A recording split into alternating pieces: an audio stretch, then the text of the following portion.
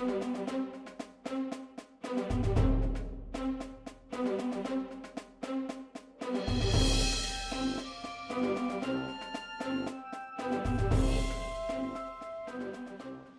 K스탁 라이브 시작합니다. 오후장 유독 더 궁금한 종목, 인기 급상승 종목 인급종으로 팩트체크 들어가 보도록 하겠습니다.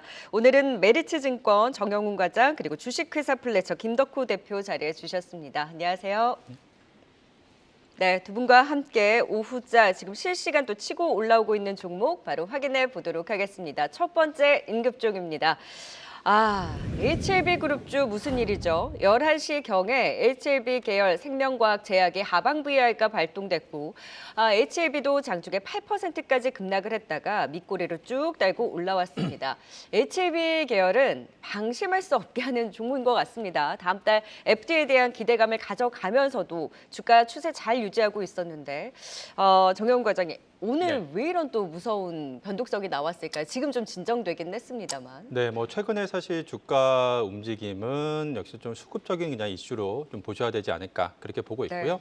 네. 사실 지금 뭐 HLB 같은 경우에는 대표적인 이제 시장에 좀 주목을 받으면서 지금 스케줄을 상당히 빅 이벤트를 지금 앞두고 있는 그런 상황이죠. 모든 투자자들이 다들 이제 주시하고 있는 부분은 역시나 다들 이제 알고 있는 다음 달에 간암 신약인 그 리보세라닙 관련해서 네. 이제 미국의 FDA 승인을 받을 수 있느냐 이게 이제 지금 이제 한 달도 채 안 남은 상황이죠. 이제 5월 중순에 지금 이제 미국의 FDA 승인을 지금 앞두고 있는 상황인데 현재까지 회사 측에서 밝힌 내용과 그리고 언론 보도를 통해서 나온 부분을 종합해 보면 일단 이번에 FDA 승인이 날 확률이 상당히 좀 높은 것으로 그렇게 지금 알려지면서 올해 주가가 이제 꾸준하게 지금 상승세를 보였다라고 볼 수가 있겠습니다. 즉 이제 어느 정도 좀 선반영된 부분에 있다라고 볼 수는 있겠습니다만 만일에 이제 승인을 받는다라고 한다면 이러면 이제 하반기부터 본격적으로 이제 판매가 이뤄질 가능성이 높기 때문에 관련해서 이제 또 이제 매출 한 2조 정도도 지금 예상이 되고 있는 상황이고 지금 현재 시점에서는 이러한 이벤트 여기에 더불어서 또 다음 달에 만약에 승인을 받는다라고 한다면 또 6월 달에 코스피 이전 상장 이슈까지도 최근에 좀 부각이 되고 있는 상황입니다. 그래서 만일에 이제 FDA 승인을 받고 또 이전 상장까지 하게 되면 이러한 수급적인 또 이제 모멘텀도 받을 수 있다라는 점에서 봤을 때 지금 올해 상반기에 상당히 시장에서 가장 좀 주목하는 핫한 종목 중에 하나가 바로 이제 HLB다라고 볼 수가 있겠습니다. 그래서 일단 지금 시점에서는 다음 달 이제 중순까지는 이러한 좀 모멘텀이 여전히 좀 남아 있는 상황이기 때문에 주가 변동성이 있을 수 있겠습니다. 다만 여전히 좀 우상향 추세로 좀 놓고 보셔야 될 것 같고요. 지금 5월 이제 16일에 이제 발표 이후에 FDA 승인 이후에 다시 한번 또 시장에서 또 판단이 좀 필요하지 않을까 그렇게 보고 있습니다. 그러면 그때 FDA 승인에 대한 뉴스가 나올 때도 뉴스에 파는 움직임이 나올 수도 맞습니다. 있는 거잖아요. 그러면은 지금 뭐 우상향의 흐름을 말씀해 주시긴 했지만 지금 흔들릴 때 매수를 하신다면 그 전에 그러면은 일정 부분 비중 조절을 하셔야 되는 걸까요? 그렇죠. 만약에 지금 시점에서 매수를 한다라고 한다면 이미 주가가 어느 정도 이 부분에 FDA 승인에 대한 그런 기대감이 선반영이 된 그런 상황이기 때문에 지금 시점에서 만약에 매수를 해서 그 이제 FDA 승인을 앞두고서 주가가 기대감에 이제 또 신고가를 돌파를 한다라고 한다면 어느 정도의 뭐 차익 실현을 할 수는 있겠습니다만 그렇죠. 앞서 말씀드린 것처럼 만일에 승인을 받는다라고 한다면 또 그 이후에 또 6월 달에 추가적으로 이러한 코스피 이전 상장이라는 또 수급적인 이슈가 있기 때문에 만일에 승인을 난다라고 가정을 한다라고 한다면 좀 6월 정도까지는 좀 들고 가보시는 그런 좀 전략이 좀 필요하지 않을까 싶고요. 반대로 만약에 승인을 못 받는다라고 한다면 당연히 뭐 주가 같은 경우에는 큰 뭐 악재로 뭐 작용할 가능성이 있기 때문에 그 부분에 좀 염두를 두시면서 좀 트레이딩 컨셉을 잡아가야 되지 않을까 그렇게 보고 있습니다. 워낙 HLB 측에서는 그 승인에 대해서 자신을 하고 있는 상황이기 때문에 주가도 그 기대감을 반영하면서 열심히 올라서긴 했습니다만 수급에 대한 이슈로 장중에 좀 변동성은 있었습니다. 그래도 5월에 대한 기대감이 있는 만큼 그때까지 좀 끌고 가는 전략도 유효하고 무엇보다 코스피 이전 상장에 대한 이슈도 있는 만큼 계속해서 지켜보자 HLB 그룹주에 대해서 그래도 긍정적인 포인트를 짚어주셨습니다. 자, 이어서 두 번째 인급종 만나봅니다. 우리 인급종 시간에 YIK 살펴볼 때 자회사인 이 회사도 같이 보자 언급을 했었는데 오늘 급등하면서 인급종의 이름을 올립니다. 샘CNS. 자, 마이크로니앙 프로브카드 공급 확대 기대 속에 오늘 강한 흐름을 보이고 있는데 존재감을 좀 드러내는 것 같아요. 그리고 요즘에 보면 프로보카드 관련주 그 뭐 마이크로 투 나노 뭐 시총이 작긴 합니다만 요즘 관련주들이 좀 들썩들썩돼요. 그러니까 이게 사실은 뭐 우리가 그동안 반도체 시장을 이제 많은 분들이 이제 학습을 하시면서 관련 뭐 테스트 공정이라든가 아니면은 뭐 시각 공정 이런 부분들에서 좀 집중이 많이 됐었는데 오히려 이제 HBM3 이후부터 이제 시장이 조금 더 디테일해졌다라고 좀 말씀을 드릴 네. 것 같습니다. 그래서 지금 이 샘CNS 같은 경우에도 과거에는 이제 낸드향 매출들이 거의 대부분을 잡고 있었는데 지금 최근에 이제 실적에서는 HBM을 비롯한 즉 우리가 D램 시장 쪽을 많이 공략을 하고 있다. 요 이슈가 좀 많이 부각이 됐다고 말씀드릴 수 있을 것 같고요. 특히 이제 프로브 카드 중에서 이제 그 핵심 부품이었던 세라믹 공간 배열, 그러니까 STF를 이제 마찬가지로 제작을 하다 보니까 여기에 이제 실적들이 이제 마이크론향 매출이 많아진다. 그래서 오히려 마이크론의 후발주자로서의 역할이긴 합니다만은 오히려 국내 소부장주들이 좀 더 다시 기세를 펼 수 있는 좋은 시장이 만들어지고 있다. 이 부분을 좀 이제 부각을 했다고 볼 수 있을 것 같습니다. 물론 우리가 이제 마이크론을 비롯해서 이제 지금 뭐 HBM 같은 경우에 삼국지가 지금 펼쳐졌다고 제가 얘기를 많이 드리는데 뭐 SK 하이닉스, 삼성전자 그리고 마이크론이 지금 이제 3파전을 벌이고 있는 와중 속에서도 지금 반도체 시장 자체는 이제 재평이 되고 있습니다. 즉 과거에는 우리가 엔비디아를 비롯해서 이제 HBM3가 어떻게 납품이 되느냐 이 얘기만 가지고 굉장히 많이 됐습니다만은 최근에 이제 반 엔비디아 동맹들도 많이 만들어지고 있고 여기에 따라서 기존의 반도체 부품주들이 다시 이제 그 몸값을 키워나갈 수 있는 좋은 시장이 지금 마련되고 있다는 거죠. 그래서 다행스러운 거는 그래도 이 샘CNS가 이제 좋은 실적들을 지금 만들어 가고 있기 때문에 이러한 어떤 우리 국내에 있는 작은 부품주들까지도 기대가 좀 많이 상향되고 있다. 이 부분을 좀 말씀드릴 것 같습니다.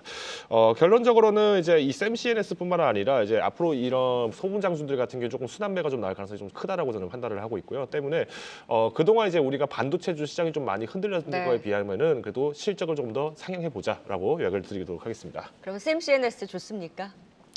저는 오히려 샘CNS가 이렇게 지금 전쟁 속에 갈등 속에서 오히려 수혜를 받기 때문에 충분히 좀 보유하셔도 유효하지 않을까라고 좀 말씀드리고 싶습니다. 네, 지금 삼성전자, SK하이닉스, 마이크론 지금 삼국지 그 3파전 속에서 지금 그러한 경쟁에 대한 오히려 그 수혜를 볼 수 있는 샘CNS 더 갈 수 있는 힘에 대해서 긍정적인 분석 주셨습니다. 그 말씀이 와닿네요. 반도체 쪽에서도 굉장히 디테일해지고 있다. 이제 프로보카드 관련주들까지 들썩임을 가져가고 있습니다. 자, 지금 이 시각 또 어떤 종목들이 VI가 발동되면서 올라오고 있을까요? 시장 상황 살펴보고 가도록 합니다. 시황센터 연결해 보도록 하죠. 권미정 캐스터. 네, 시황센터입니다. 네, 지금 이 시각 환율이 지금 저점에 좀 올라서면서 부담스럽습니다. 지수도 살짝 힘이 빠지는 것 같은데 지금 상황 좀 어떻습니까? 네, 일본 은행의 기준금리 결정과 좀 연동이 됐는데요. 먼저 코스피부터 살펴보도록 하겠습니다. 코스피는 반도체와 금융주가 힘을 내주면서 장중 고점에 대한 상승폭을 유지해주고 있습니다. 0.8% 상승 출발한 코스피 현재 1%대 상승폭 유지해주고 있고요. 코스닥은 코스피에 비해서는 상승폭이 조금 적은 모습입니다. 11시와 12시경 살짝 불안한 모습 보였는데요. 조금 전에도 외국인이 매도폭을 좀 확대하면서 이 흐름을 잘 체크해야 하는 분위기입니다. 현재 0.12% 보합권에서 움직이고 있습니다. 조금 전 일본은행의 금융정책 결정 회의를 통해서 기준금리를 동결했습니다. 최근 34년 만에 엔화 가치가 가장 낮아지면서 이번에는 금리 깜짝 인상이 점쳐지기도 했었는데요. 이번에 동결이 결정되면서 엔달러 환율은 한때 156엔을 돌파, 34년 만에 최저치를 다시 경신했습니다. 최근 엔화 약세 흐름과 궤를 같이 하던 우리 원화, 오전장만 해도 전일 대비 보합권에 머물렀는데요. 일본 기준금리 동결 결정 후에 현재는 3원 정도 올라서서 1378원 선에서 거래되고 있습니다. 외국인은 오늘 코스닥에서 매도폭을 점차 확대하는 모습 보였으니까요. 장 마감까지 외국인 수급 꼭 확인해 봐야겠습니다. 이어서 VI가 발동된 종목입니다. 단기간 내 주가의 급등으로 잠시 거래가 정지되거나 또는 단일가로만 매매할 수 있게 전환됐던 종목이죠. 오늘 장중에서 VI 종목이 다수 발견됐던 섹터, 오늘 불을 뿜은 전선 관련주입니다. 오전장에 제일전기공업을 포함해서 12시가 가까워지며 삼화전기와 세명전기 또 일진전기가 잇따라 VI가 발동됐는데요. 오전장 끝까지 강세 흐름 가져갔던 전선 관련주, 오후 들어 재룡산업과 대한전선까지 VI가 발동되면서 강한 모습 보여주고 있습니다. 현재 대원전선이 24%로 가장 강한 모습 보여주고 있고요. 가온전선과 일진전기, 대한전선 모두 10%대 급등세 이어나가고 있습니다. 이어서 11시 15분경 VI가 발동된 샘CNS입니다. 오늘 2% 상승 출발했던 샘CNS, 외국인과 기관의 동반 매수가 들어오면서 오전장 12%에서 VI가 발동됐습니다. 장중 고점 13%를 기록한 후 현재도 10%대 고점 부근에서 머무르고 있습니다. 오는 HLB 그룹주들 변동성이 꽤나 크죠. 11시를 앞두고 HLB 제약과 생명과학, 이노베이션 등이 급락하면서 하방 VI가 발동 10% 내외의 하락세를 보였다가 또 곧이어 하방 매수가 들어오면서 낙폭을 줄였는데요. 현재 HLB 그룹주 그래도 전반적으로 11시경에 낙폭을 많이 메운 모습입니다. HLB 글로벌은 마이너스 3%, 생명과학은 마이너스 2%, HLB 제약은 0.5% 상승 전환까지 한 모습 확인되고 있습니다. 지금까지 시황과 VI 특징주 전해드렸습니다. 네, VI가 발동된 종목 안에서 계속해서 인기 급상승 종목 진단 들어보도록 하겠습니다. 세 번째 인급종 확인해 볼까요? 다시금 전력 관련주들이 VI가 발동되면서 오늘 또 일제히 치고 올라오고 있습니다. 가까운 시간에 일진전기, 제일전기공업이 VI가 발동이 됐는데요. 일진전기 무려 14% 급등입니다. 최근에 조정을 받는 자리에서 HD 현대일렉트릭이 호실적 발표하고 나서 또 들썩거리기도 했었고 최근에 좀 힘 빠지나 싶으면 다시 한번 이렇게 급등이 나오다 보니까 보유자의 관점에서는 이렇게 급등 나올 때 비중 조절을 해야 되는 것인지 아니면 힘이 강한 걸 보고 더 보유를 해도 되는 것인지 또 신규 매수를 고민하시는 분들도 사도 되나? 실적 나올 때까지 봐도 되나? 여러 가지 고민들이 있는 자리인 것 같거든요. 네. 일진전기를 좀 대표적으로 살펴볼까요? 네, 우선 오늘 전선 관련주들이 일제히 급등을 하고 있는데 그러한 이유는 아시다시피 지금 오늘 이제 구리 가격이 톤당 이제 $10,000 부근까지 상승을 하면서 이런 구리 가격 상승에 대한 그런 수혜에 대한 좀 기대감이 힘입어서 오늘 어떻게 보면 시장에서 테마로서 이런 전선 관련주들이 일제히 오늘 강세 흐름을 보이고 있다라고 보시면 될 것 같습니다. 그렇지만 그 중에서 좀 일진전기 같은 회사는 좀 따로 펀더멘털을 놓고 보셔야 되지 않을까 그렇게 보고 있는데요. 일단 단기적으로 오늘은 이러한 구리 가격 이슈가 있습니다만 앞서 말씀해주신 것처럼 HD 현대일렉트릭 같은 경우에도 이번 1분기에 호실적이 나왔었죠. 근데 현대일렉트릭이라든지 또 일진전기 이러한 국내 이제 변압기 회사들 같은 경우에는 실질적으로 작년부터 본격적으로 좀 수주가 지금 급증하고 있는 그러한 상황이거든요. 그러한 이유는 바로 이제 지금 AI 그 데이터 센터향 수요가 폭발적으로 지금 늘어나면서 지금 본격적으로 특히나 이제 미국 시장을 중심으로 해서 이러한 변압기 수요 급증에 있다라고 보시면 될 것 같습니다. 그로 인해서 국내 변압기 업체들의 수주 잔고가 지금 가파르게 늘어나고 있는 상황이고 최근에 이러한 AI 트렌드를 놓고 봤을 때 당분간 계속해서 이러한 데이터 센터향 수요가 꾸준하게 이어질 가능성이 높다는 점에서 봤을 때 이들 회사 같은 경우에는 이러한 수주 잔고가 지속적으로 늘어나면서 매출액과 또 이익 성장이 계속해서 좀 따라와 주지 않을까 그렇게 보고 있고요. 특히나 이로 인해서 지금 일진전기 같은 경우에 이제 캐파 증설에도 나섰습니다. 그래서 올해 12월부터 추가적인 이제 캐파 증설에 따른 추가적인 지금 공장이 이제 가동이 예정되어 있는 상황이고요. 현재 수주 잔고만 하더라도 지금 한 1조 원대 중후반대가 지금 넘어가는 그러한 상황이기 때문에 사실상 지금 앞으로 매 2, 3년치 이상의 지금 먹거리가 계속해서 지금 늘어나고 있는 그러한 상황이다라고 볼 수가 있겠고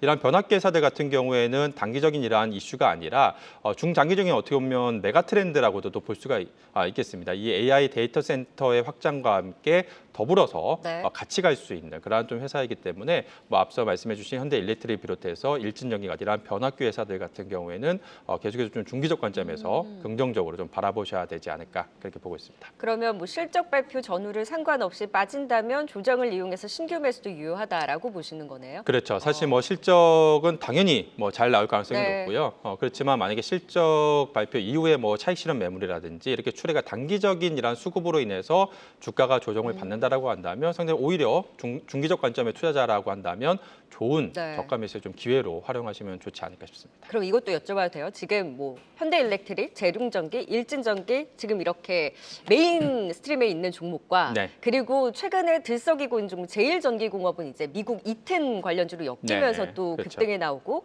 바이오스마트가 왜 급등하나 했던 여기가 변압기 소재 한다고 해서 요즘에 또 시총 작은 종목들이 치고 올라오는데 이 종목은 시총이 작으니까 움직이는 현상으로 봐야 되나요? 아니면 매매 관점도 유효한가요? 그렇죠. 그러니까 어떻게 보면 좀 트레이딩 관점으로 좀 보셔야 되지 않겠습니다. 왜냐하면 앞서 말씀드린 것처럼 현대일렉트릭, 이러한 일진전기, 이러한 변압기 회사들 같은 경우에는 실질적으로 우리가 숫자를 계속해서 확인할 수가 있거든요. 네. 그러니까 수주잔고가 앞으로 미래의 실적을 매출을 이제 얘기해 주는 부분이기 때문에 이러한 수주잔고를 계속해서 체크해 나가면서 확인해 볼 수 있겠습니다만 그 외에 이제 사실 이제 변압기 시장이 워낙에 지금 좋다 보니까 그 이제 파생되는 그러한 좀 회사들이 시장에서 이제 2차적으로 좀 주목받고 있는 그러한 상황인데 이러한 부분은 역시나 좀 트레이딩 관점으로 좀 보셔야 되지 않을까 싶고 좀 중장기적 관점에서 꾸준하게 끌고 네. 가신다. 비중을 의미 있게 두시면서 끌고 가신다라고 한다면 역시나 현대일렉트릭이라든지 일진전기 같은 네. 이러한 변압기 회사들의 주목을 해보셔야 되지 않을까 그렇게 보고 있습니다. 네, 자 바로 이어서 또 마지막 임급종까지 살펴보도록 하겠습니다. 자 오늘 좋은 실적을 발표한 기업입니다.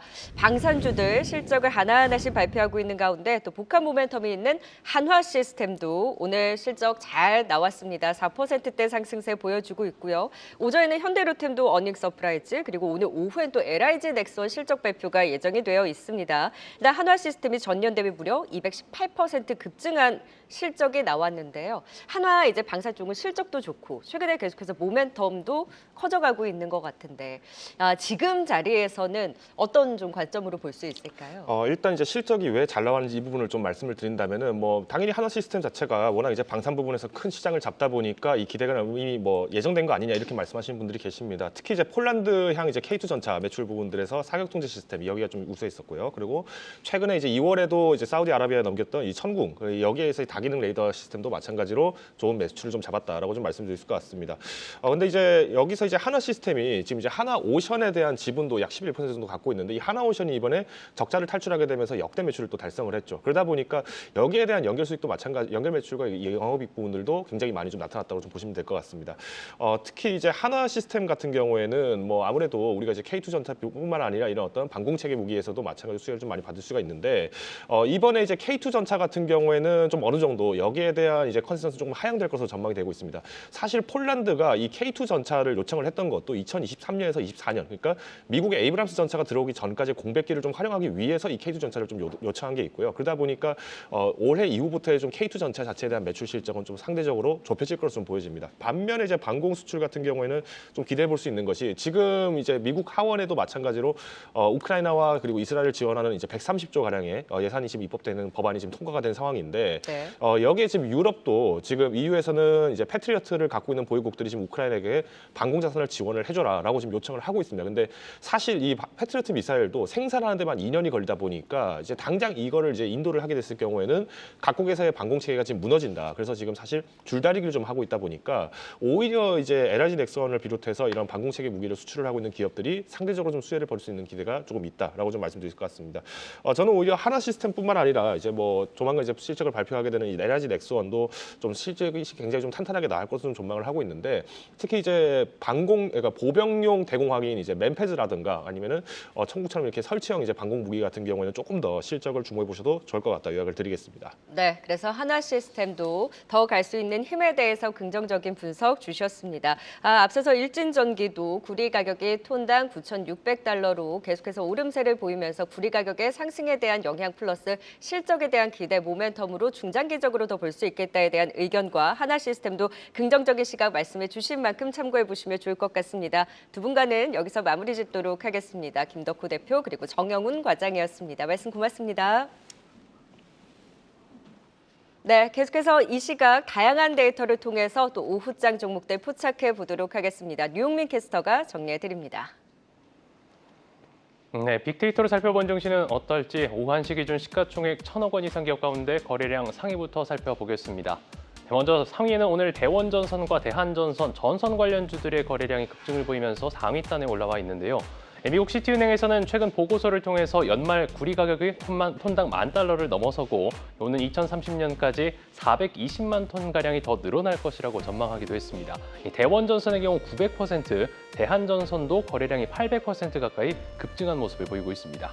미국 필라델피아 반도체 지수 상승 속 국내 반도체주들의 흐름도 오늘 견조한 가운데 최근 삼성전자와 300억 원대 공급 계약을 체결했던 YC의 모멘텀도 지속되는 모습을 보이고 있고요.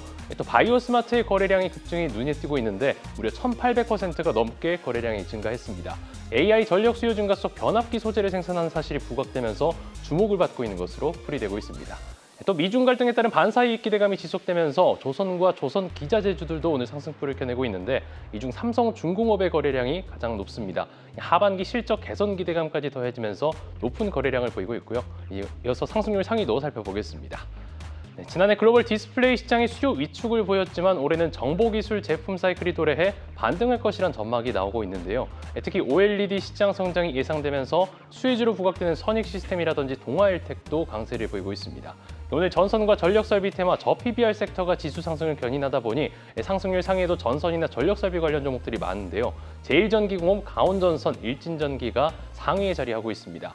오늘 이름에 전기나 전선, 전력이 들어간 종목들 일제히 강세를 보이면서 신고가 종목에도 여럿 이름을 올렸습니다. 삼화전기, 대양전기공업, 재룡전기 등이 신고가를 기록했고요.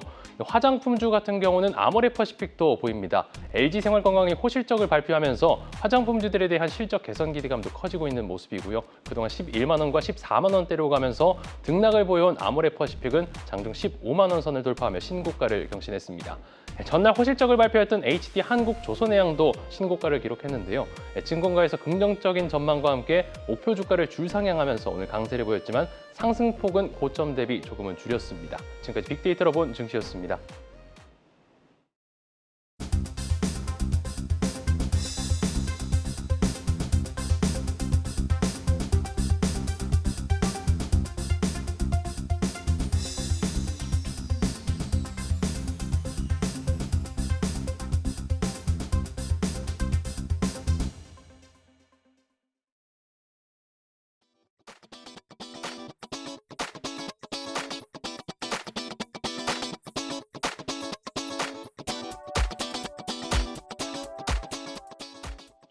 네, 빅데이터로 본 증시 안에서 두 분과 함께 종목 판정 이어가 보도록 하겠습니다. 신한투자증권 이상경 차장, 하이투자증권 이화진 과장 함께합니다. 안녕하세요. 네, 오늘 두 분과 판정해볼 종목 바로 화면을 통해 만나보시죠.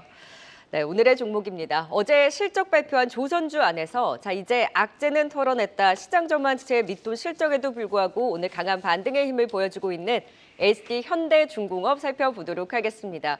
우리 조선 섹터 내에서 한화오션도 보고 한화엔진도 보고 그리고 삼성중공업을 탑픽으로 말씀해 주신 분도 있고 또 종목 겨루기로 한국조선해양은 나왔는데 그 안에서도 유독 안 나왔던 종목이 바로 SD 현대중공업입니다. 과연 두 분의 판정은 어떨지 기업 분석에는 이상경 차장, 기술적 분석에는 또 이화진 과장이 각각 전략 세워주십니다. 분석 들어가 보도록 하죠. 먼저 기업 분석의 이상경 차장님, 조선주 내에서 현대중공업의 매력도 어느 정도일까요?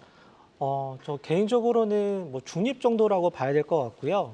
여러 가지 이유가 있겠지만 사실은 조선업종이 올해 턴어라운드하고 하반기에 채권 평가 부분이 신용등급 상향에 대한 부분까지 반영이 되면서 업종 전반적으로 하반기 수주에 대한 기대감까지 맞물리면서 긍정적인 부분이 나오는 흐름이긴 한데요. 앞전에 말씀하신 대로 HD 현대중공업 같은 경우에는 상대적으로 시장에서 좋은 평가를 받지 못하는 여러 가지 좀 근거가 있었는데 수주 잔량으로 봤을 때는 2분기부터 좀 쌓이는 수주 부분들이 흑자 기조를 좀 이어가는 흐름들을 좀 만들어준다는 기대감이 있긴 하지만 상대적으로 대선 충당금에 대한 부분들이 언제까지 반영이 될지는 좀 확인을 해봐야 된다라고 좀 확인을 보는 흐름이 좀 있는 것 같습니다. 네, 자 조금 더 그 흐름을 봤을 때 이번에는 실적이 시장 기대치를 밑돌긴 했습니다만 점차 실적적으로도 회복되는 흐름이 좀 더 가시화될 수 있을까요? 일단 지금 현재 실적 발표 기준으로 본다라고 하면 매출액 같은 경우에는 3조 원에 가까운 숫자가 나왔는데 영업이익 같은 경우에는 흑자 전환은 성공했지만 시장 예상치를 조금 더 하회하는 부분이 나왔거든요. 다만 앞선에 말씀드린 대로 대선 충당금 기준으로는 유조선 같은 경우에는 309억의 흑자 그리고 특수선 같은 경우에는 205억의 흑자를 발현을 했지만 상대적으로는 플랜트 쪽에서 계속적으로 충당금을 쌓고 있는 분위기여서 이런 부분들이 좀 시장에서 수급적인 부분까지 감안을 해볼 때는 조금 더 악영향을 주는 흐름인 것 같습니다. 그럼 오늘도 삼성중공업의 실적 발표가 예정이 되어 있고 지금 기업들의 실적 내에서 이제 조선주들의 실적이 대거 발표가 됐는데 그러면 현대중공업이 좀 중립에 대한 의견이시라면 다른 이제 조선주 내에서 조금 더 긍정적인 시각이신 건가요? 아니면 이 전반적으로 같은 궤를 같이 하는 뷰이신지 좀 궁금하네요. 네, 올해 일본의 이제 나무라 조선 업종 같은 경우에는 PBR이 작년에 0.6배에서 현재 PBR 5배 가까이 올라오면서 주가가 500% 가까이 반등을 좀 보여주는 모습이었거든요.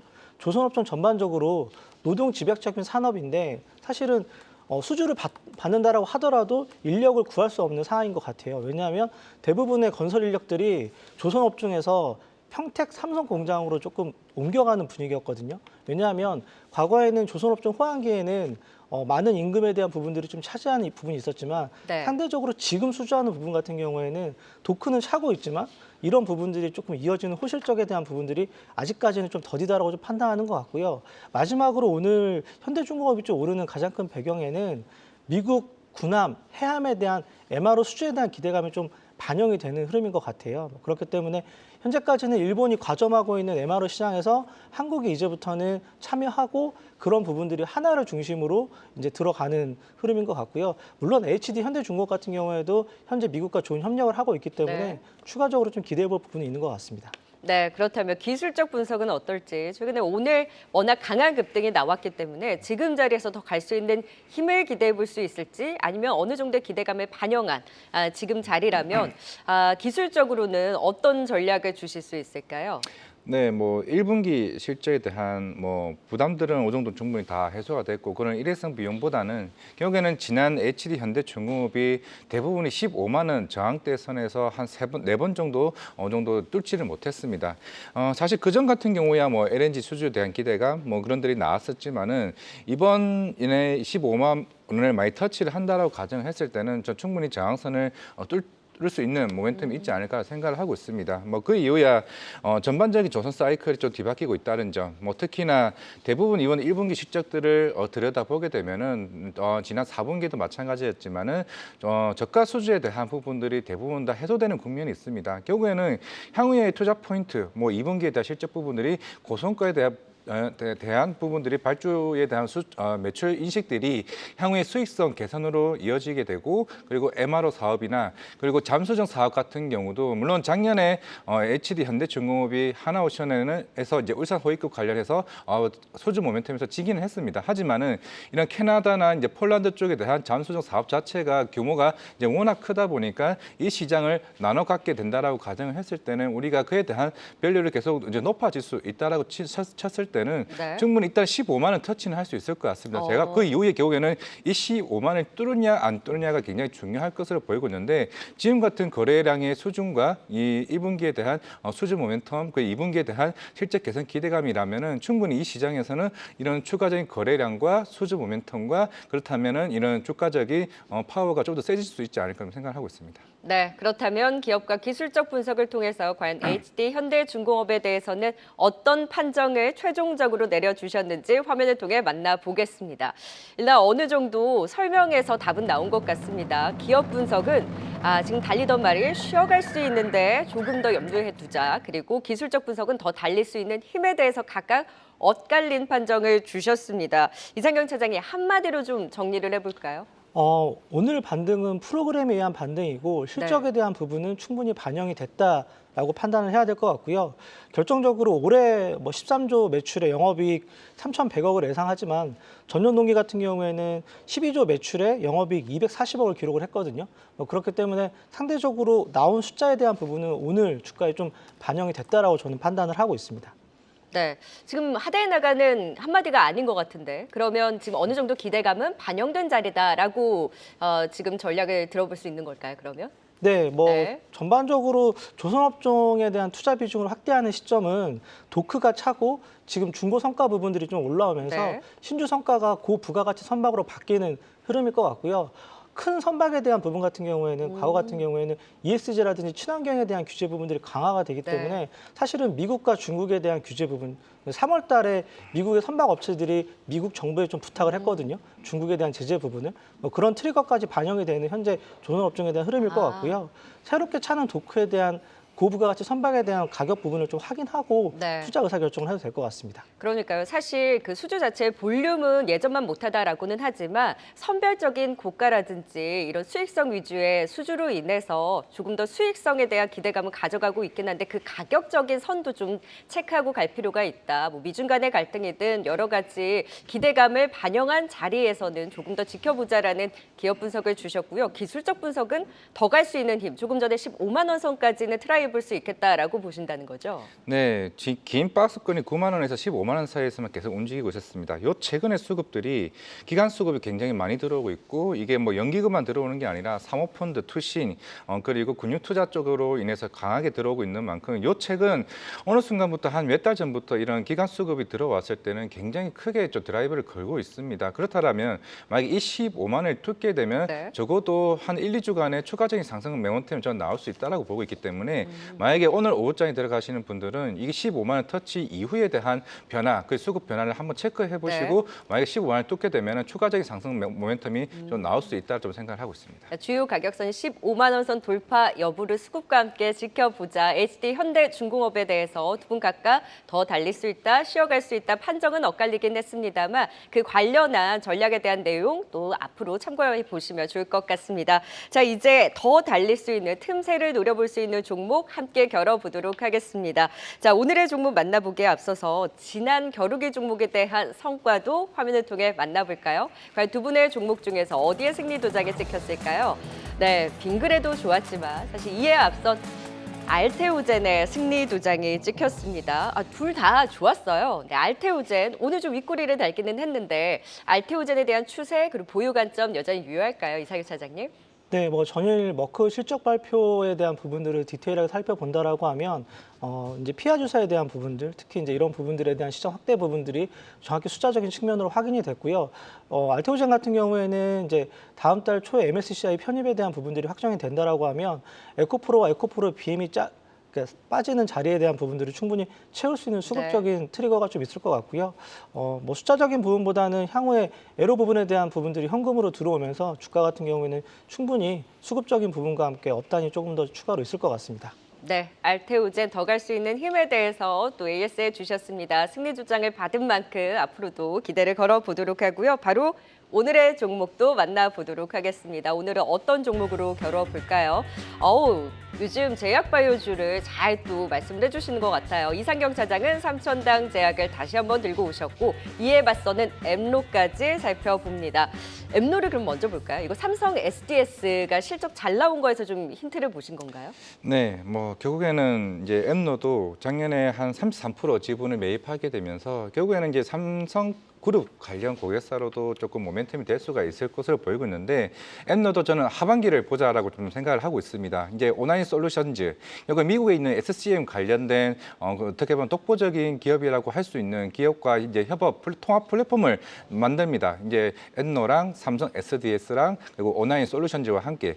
왜냐하면 오나인 솔루션즈 같은 경우는 고객사가 대부분 흔히 스타벅스나 아니면은 GM 그리고 월마트와 같은 미국의 대부분 큰 대기업 관련된 고객사를 이제 두고 있기 때문에 물론 이 세 개 회사와 관련된 수익성 모델은 아직까지는 나오지는 않았다고 합니다. 결국 어떻게 보면 판매 수수료에 따라서 어느 정도 그에 대한 비용이나 수익성은 좀 나누지 않을까라고 생각을 하고 있는데 그만큼 이제 뭐 AI 관련해서 얘기도 나오고 있고 그리고 AI 기반된 통합 솔루션의 흐름을 구매 공급망 관리를 조금 시장에서 계속 부각이 되지 않을까라고 생각을 하고 있는데 이번에 엠노도 미국에 관련된 구매 공급망 관련된 컨퍼런스를 참가를 하게 됩니다. 그만큼 우리나라 시장에서는 대표적인 SCM 관련된 소프트웨어 업체이기 때문에 하반기에 만약에 오나인 솔루션즈와 통합 플랫폼에 대한 해외 매출이 본격적으로 나오게 된다라고 하게 되면은 기존에 관련된 실적 대비해서 이제 고성장을 할 수 있는 기업. 왜냐하면은 그쪽 SCM 관련 그 규모 자체가 우리나라 대비해서 북미가 10배 이상 큰 시장입니다. 여기는 하반기를 기대하자 말씀드리겠습니다. 네, 엠로에 맞서는 삼천당 제약 들어볼까요? 사실 4월 초에 미국 그 특허 소송 소문이 돌면서 급락이 나왔다가 회사 측에서 사실 무근이다 해명을 했고 최근에 또 MDR 진행하면서 주가는 다시 좀 진정되어가는 것 같아요. 네, 알테오젠이 시가총액 기준으로 10조에 가까워진 숫자를 기록하고 있는 반면에 삼성장 제약 같은 경우에는 현재 시가총액 한 2조 4천억 정도 기록을 하고 있는데 시가총액 기준으로는 코스닥 시총 12위 정도 기록을 하고 있는 모습입니다. 전일이죠. 4월 24일 날 올해 기준으로 가장 큰 대차 상한 주익수를 기록을 했고요. 49만 주 가까운 숫자를 상한을 했기 때문에 상대적으로는 주가가 상방으로 틀 수 있는 기준을 좀 잡아주는 흐름일 것 같고요. DHP 코리아 자회사에 대한 실적 부분들을 좀 끌고 오면서 상대적으로는 5월 달에 마무리되고 있는 아일리아 관련된 부분까지 이제 시장이 확대된다라고 하면 알테오젠 대비해서 삼천단 제약 같은 경우에는 추가적인 상승에 대한 부분들이 시장에서 좋은 평가 부분을 받을 것 네. 같고요. 유럽을 중심으로 인허가에 대한 부분들이 진행이 되고 그리고 이제 미국이 만약에 상반기라든지 3분기 이내 확정이 된다라고 하면 이런 시장 같은 경우에는 삼성 바이오로직스가 이미 미국에서 허가를 받았기 때문에 시간의 문제지 이런 미국에 대한 허가 부분은 국내에서는 5, 6월 달 안에 된다라고 좀 보는 것 네. 같거든요. 그렇기 때문에 시총 기준으로는 5조에 가까운 숫자를 올해 같은 경우에는 기록할 수 있는 좋은 환경일 것 같고요. 알리아 시장이 마무리가 된다라고 하면 시장 점유율을 유럽과 미국을 중심으로는 10에서 15% 정도 가져온다라고 가정을 해보면 충분히 올해 같은 경우에는 좋은 주가 흐름을 기대해 볼 만할 것 같습니다. 네, 삼천당 제약과 엠로 시청자분들은 어떤 종목이 더 매력적이신가요? 어디에 또 승리 도장이 찍힐지 기대를 걸면서 지켜보겠습니다. 두 분과는 여기서 인사드립니다. 이화진 과장 그리고 이상경 차장이었습니다. 말씀 고맙습니다. 네, ETF로 시장 분위기 좀 더 살펴보고 가도록 하겠습니다. 시황센터 받아주시죠. 네, 시황센터입니다. 16개 ETF를 바탕으로 오늘 섹터 흐름 확인해 보시죠. 오늘 16개 섹터 중에 빨간불 켜고 있는 섹터, 반도체 ETF와 건설 ETF, 게임과 금융, 운송과 철강, 그리고 로봇입니다. 조금 전에 코스닥이 하락 전환했고 또 다시 상승하면서 좀 아쉬운 움직임 보여주고 있는데요. 그러면서 2차 전지와 에너지 화학 ETF는 파란불 켜고 있는 모습 확인되고 있습니다. 오늘장 수익률이 가장 높은 섹터 ETF는 금융입니다. 월요일에도 5%대의 강세를 보여서 저PBR주에 대한 기대를 보여줬는데요. 은행주들의 실적 발표가 몰려있던 한 주를 마치는 오늘 다시 한번 강세 흐름 보여주고 있습니다. 특히 어제 실적과 배당 정책을 발표한 KB금융의 강한 모습이죠. 홍콩 ELS 배상안으로 전년보다는 낮은 손익을 거뒀지만 시장 예상치보다는 높았고요. 또 보다 명확해진 배당 기조가 오늘 급등을 이끌었습니다. 이어서 강한 ETF, 반도체 ETF입니다. 이번 주 참 냉탕과 온탕을 계속해서 다양한 경제 이슈를 알고 싶다면 구독과 좋아요, 알림 설정 부탁드립니다. AI 캐스터 권미정이었습니다.